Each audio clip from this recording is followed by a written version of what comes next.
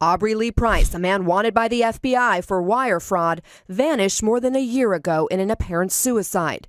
Nearly a year after he was presumed dead, the fugitive was apprehended by police in a traffic stop on New Year's Eve. I cannot believe he had the nerve to hide out so close to home, number one. Price is alleged to have embezzled $21 million from more than 100 investors between 2010 and 2012. Prosecutors say instead of investing money held at Montgomery Bank and Trust where he worked, he created a dummy company in New York to funnel the funds through fraudulent wire transfers and phony investments. Before going on the run, Price wrote a 22-page confession letter to his family, saying he planned to kill himself off the coast of Florida by jumping off a ferry boat. The letter was the beginning of an elaborate plan to stage his own suicide.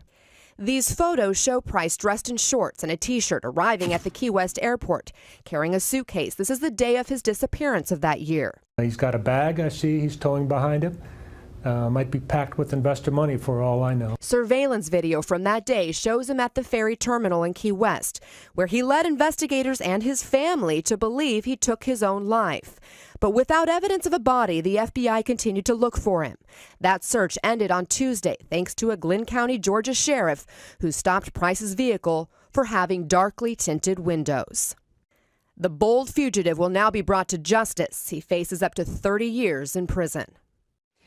So you gotta wonder, did his family know he was still out there? They did fill out a missing persons report. That, again, was in 2012, but police have a lot more investigating to do to get